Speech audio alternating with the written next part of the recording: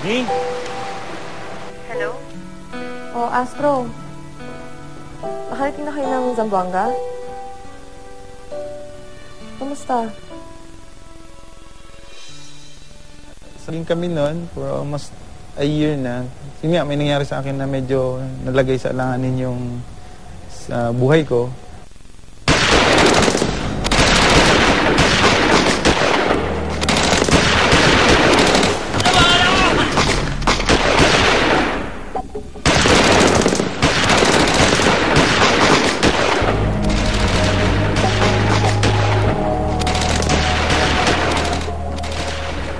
Nagkaroon na yung kwento na medyo na-injured ako na parang wake up call ko ngayon. Sabi ko, teka muna, baka mawala ako dito na wala man lang akong, di ba?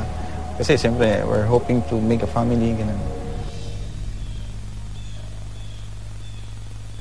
Astropigan, maswerte ka at nakaligtas ka.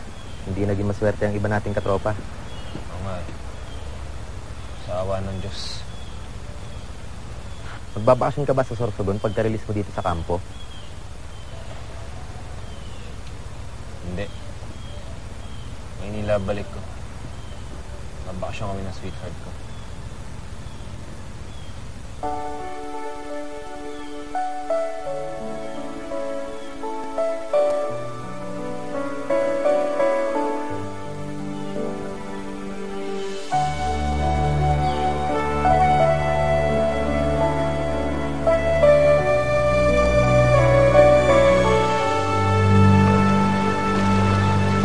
Kahit ang mundo, ika'y naroon, ako'y narito. Kaya ko siya mag-outing kami. Pero may plano na ako mag-propose nun kasi hindi ko nga sinabi sa kanya na may nangyari sa akin. So, ang game plan ko is parang swimming kami.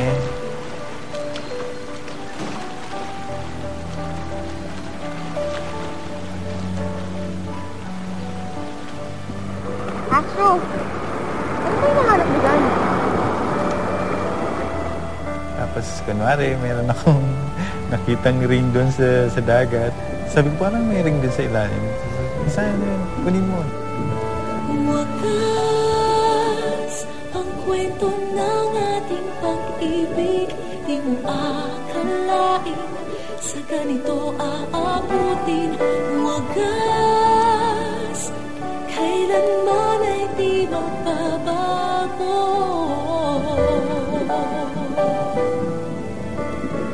Habang buhay kita pagsisilbihan, habang buhay kita aalagaan, ang nagmamahalan ng tunay ay siyang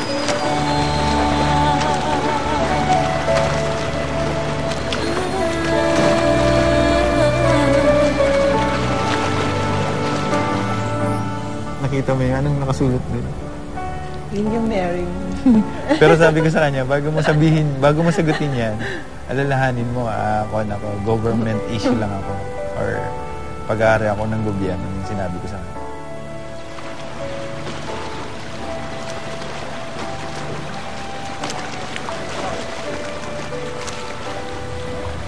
Sweetheart. Hindi ako mayaman. Hindi ako kasi mayaman ng ex-boyfriend mong doktor. Pero, kapangako ko sa'yo, mamahalin kita, aalagaan, at respetuhin habang buhay.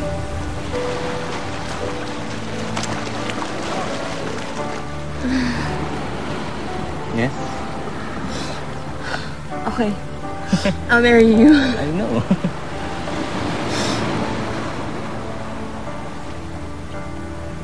Ayan.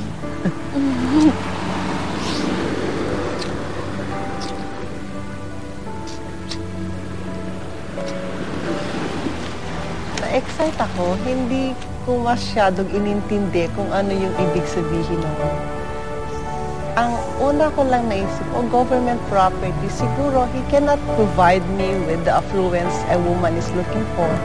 Siguro simpleng life. Ibig kong sabihin sa kanya na although na asawa niya ako physically, pero pag kinakailangan ng government ang serbisyo ko, hindi ko pwedeng sabihin, hindi ako pwedeng pumunta doon because ayaw ng asawa ko.